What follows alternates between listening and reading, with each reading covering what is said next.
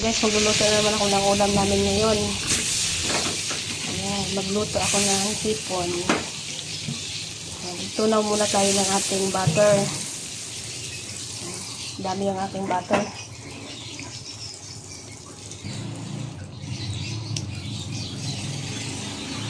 Tunaw na yung ating butter. Ilagay na natin yung ating maraming bawang. Ang bango, daming bawang kasi. Ayan. Mas maraming bawang, mas mabango, mas masarap. Ayan. Ganito na yung ating bawang. Ilagay ko na yung aking tomato sauce.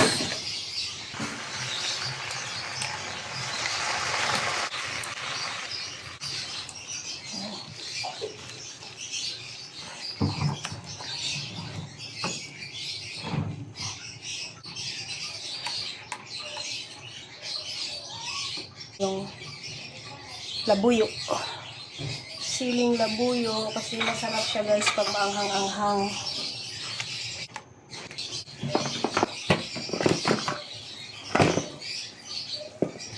Paminta. Halo-haloin lang natin ulit. Ayan guys.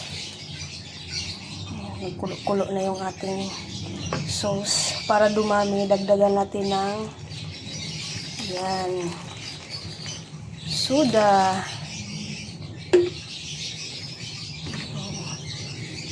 Yan, padamihin natin yung sauce kasi para makaabot ng 2 kainan o hanggang mamayang hapunan tong lulutuin ko ngayon. Yan, ito na yung sauce natin. Ayaw ko siyang patuyuin kasi yan ang sikreto para dumami yung ulam. Ayan guys, para magkasya to hanggang mamayang gabi. Lagay ko na yung aking hipon. Ayan, ilang piraso lang kasi yung hipon na yan guys. Ayan. So, hintayin lang natin mag kulay orange siya.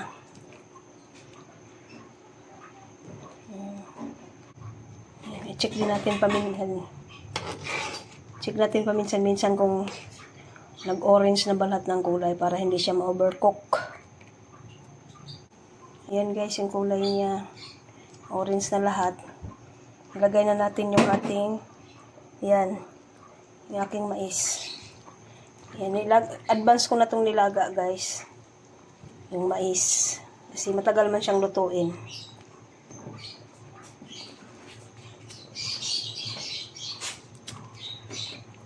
Ayan. Diba? Yung sauce niya parang kumonte din. Kasi madami yung mais. O, yan ang sikreto guys. Para yung ulam ay magkasya hanggang mamayang gabi. O, ganyan. Diba? Kasi kaunti lang yung hipon na yan. Kasi yung sauce pa lang nito, ulam na eh. Antayin lang natin ng konti para magsuot lang yung lasa ng sauce natin. Ayun. Yan, okay na yan. Okay na guys, off na natin yung ating apoy.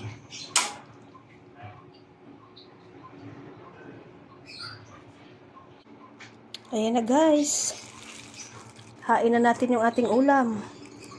Yan, napakasarap. Ayan. Kung mahilig kayo sa maanghang, the best ito.